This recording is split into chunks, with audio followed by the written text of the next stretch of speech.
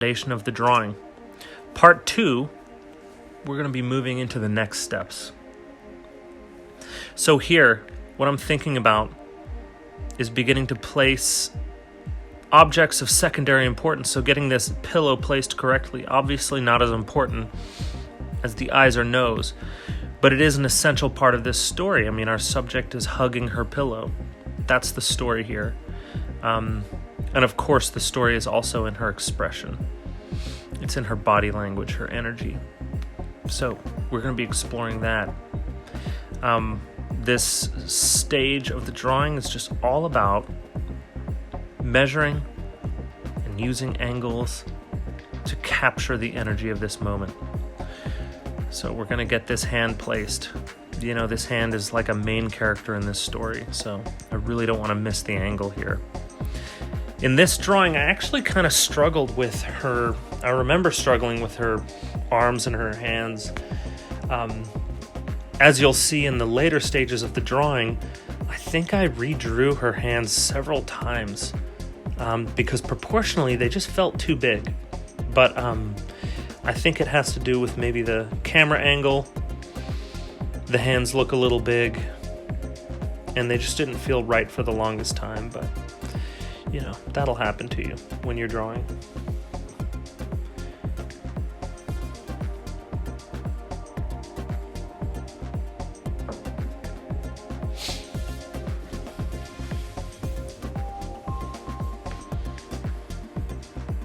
Here I am just finding creative ways to check the length of something. You can tell maybe I'm already starting to doubt the size of the hand that I've drawn in. So I'm trying to figure out, well, what's the length of the hand in comparison to other parts of the drawing? And so, you know, if you haven't been trained in this form of measuring, check out my YouTube video, Finding Distance. That's where I explain this system of measuring as clearly and comprehensively as I can. But I've had students ask me, well, which parts of the subject am I supposed to use to find correct measurements? Well, there's good news and there's bad news. The bad news is there is no correct part of the subject to use. You can use whatever you want. You can get as creative as you want. You can use the distance from the chin to the eyebrows to compare to the distance of the wrist to the fingers or whatever. You just have to find what's helpful in the moment. This is a strategy, and I talk about this in my Finding Distance video, but it's a strategy that takes a lot of practice. And the more you practice it, the more it starts to make sense, and the easier it gets, and the more creative you can get in considering which parts of the subject to use to measure with other parts. So it's kind of like riding a bicycle, you know? The first few times you do it, you're like, this is impossible. But eventually it becomes very easy and very fun.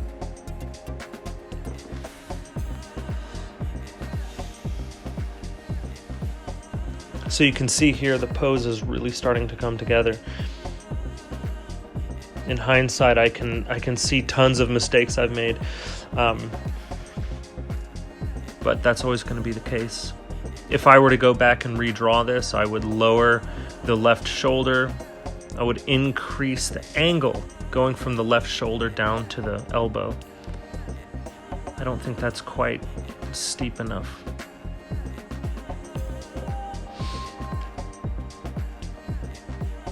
At this stage in the drawing, I'm probably standing back and thinking something just doesn't quite look right. I mean, none of my drawings are perfect, obviously, but some drawings just come out more easily, and others you have to fight with a little bit more, and I think I had to fight with this one a little bit, which I think will be beneficial for the purposes of a demonstration, because showing you the drawings that happen easily maybe aren't quite as helpful. You can see here that I drew a second line and then erased the old line. That's an important strategy that I keep in my tool belt. If I think a line is incorrect, I make sure to redraw the line before erasing the old one, because I use the incorrect information as a guide to help me find the correct information. So I find if I erase the old line and then try to find the new line, I'm much more likely to make the same mistake or a new mistake.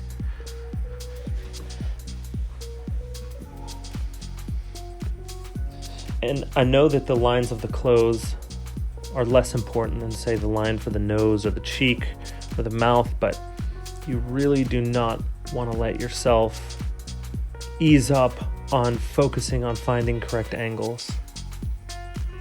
It's just as important. No, it's not just as important, but it is still very, very important. Because the contour of the clothing describes the orientation of the body underneath. Look at how it's describing the ellipses of the clothing describe the cylindrical nature of the upper arms, which are essential to the pose. Every bit of information you record when you're drawing a portrait should help tell your story. If a line isn't going to help, well then maybe you should reconsider focusing on that line.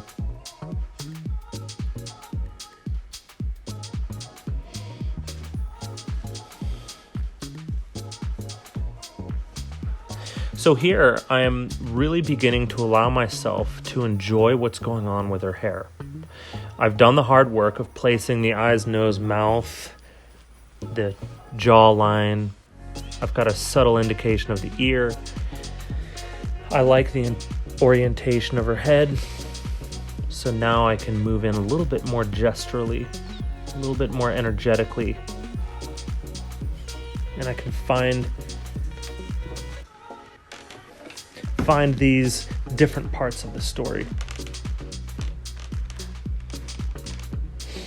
So I remember that my initial drawing of her hair was too small, but I decided to move forward with it because I wanted to let much more gestural charcoal strokes take the hair out in kind of a wispy, free kind of manner.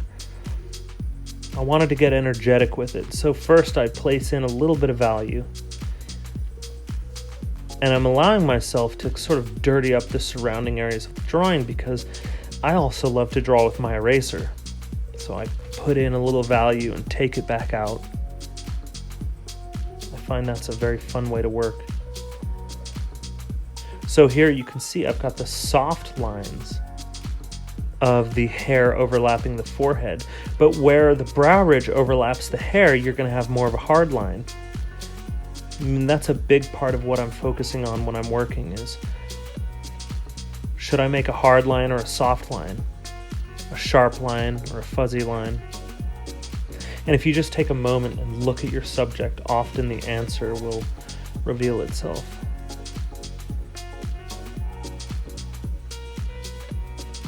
So I put in a little bit of value, I messed things up a little bit.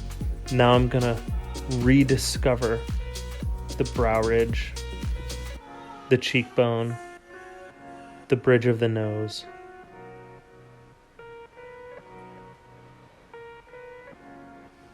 I'm beginning to insinuate some shadowing there.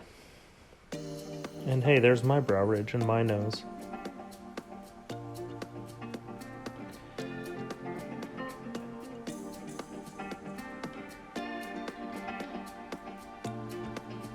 I don't always draw like this. Usually I'm more interested in finding shadow shapes, but here I think I'm interested in finding the angles of the upper lid and the lower lid.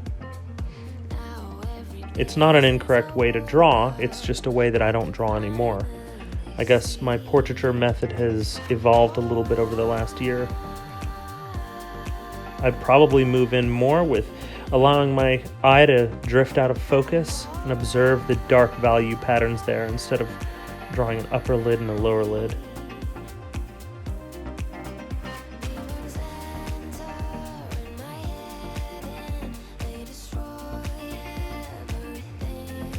I can already see that I'm going to be revisiting this eye. I think I've missed some of the crucial angles. Yeah, I really want to drop that outside of the eyelid down, relax it a little bit more.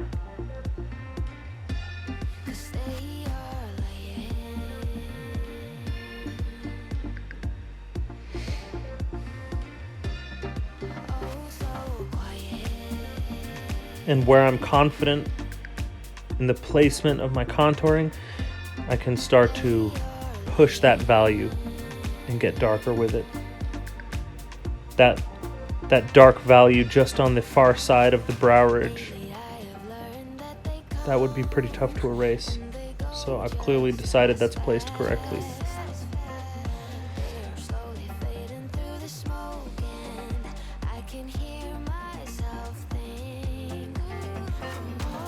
At this stage in the portrait, one of the most helpful tools I have, and I don't remember if I do it in this drawing or not, but I really try to find the angular relationship between the upper eyelids and the lower eyelids, and often the inner canthus,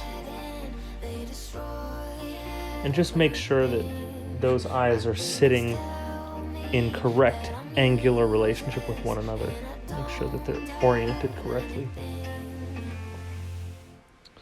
Looking at the state of the drawing at the moment, I can tell you that I'm frustrated right now. Look at this, I'm remeasuring just to make sure I'm placing things correctly.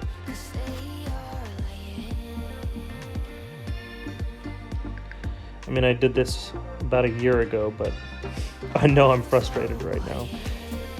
When you get frustrated with your drawings, the most important thing that you can do is stand back across the room, sit down, and just think.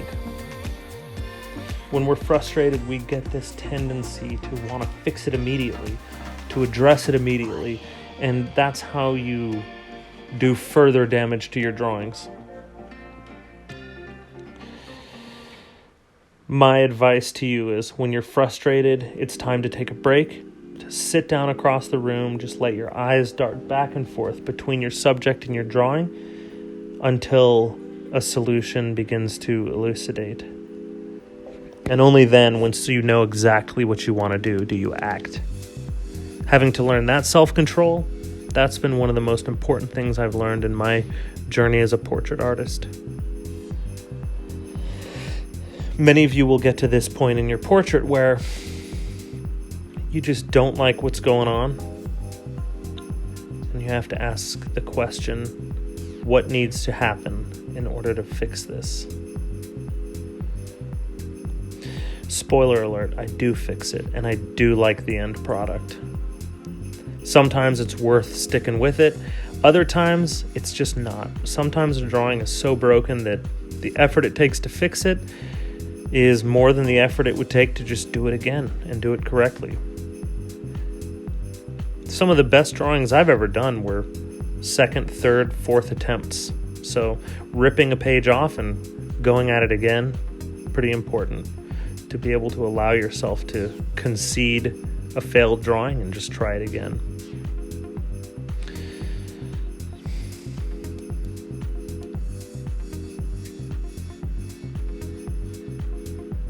Fortunately, this one just isn't that far from capturing what it is that I want to capture in the subject.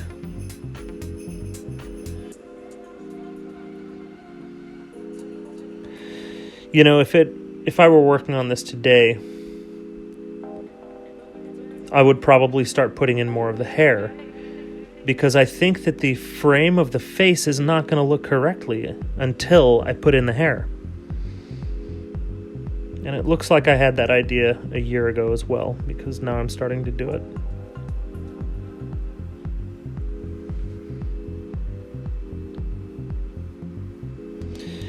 And here, one thing that's very helpful when you're thinking about hair is, what is the surface quality, the textural quality of hair versus, say, a brow ridge?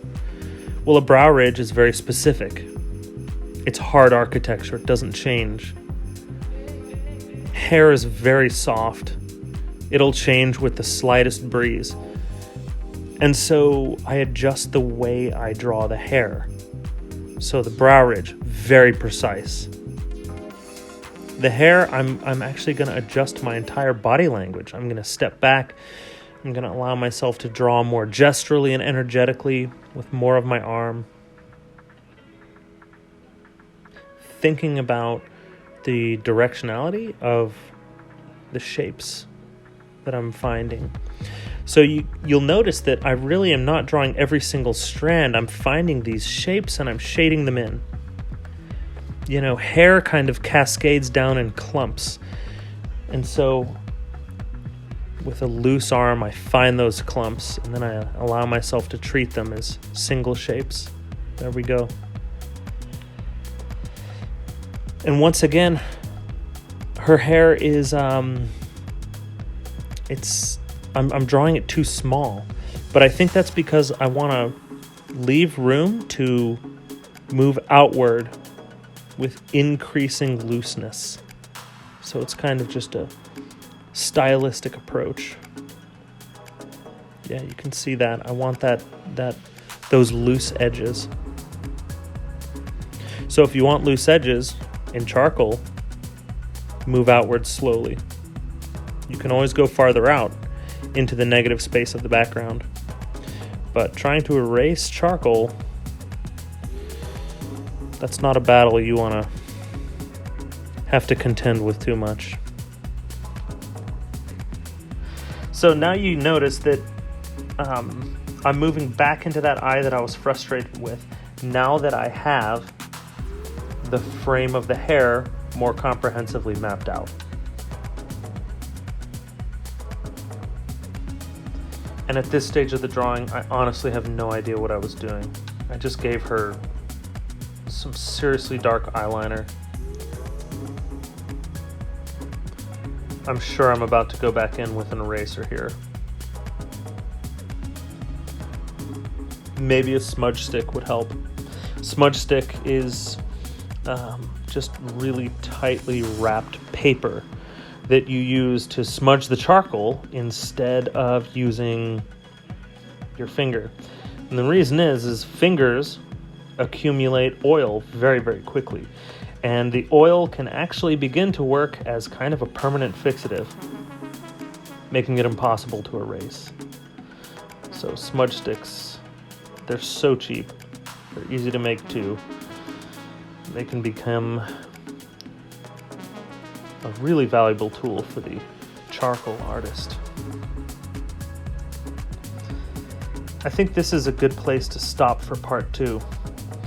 We've come a long way. We are getting just the basic value patterns placed in. You know, the value patterns in the photograph are very uniform. This is kind of a difficult to draw photo, honestly, because the clearer the patterns of light and shadow, the more volume you can find in your drawing more easily. But this is a good place to stop. Part 3, we are really going to take this value to the next level. So I hope this stage has been helpful to you.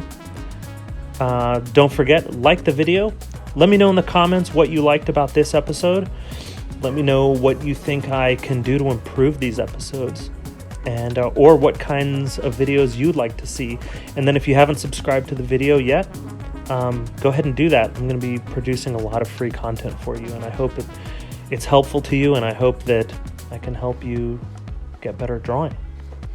All right, I'll catch you on the next episode. Peace.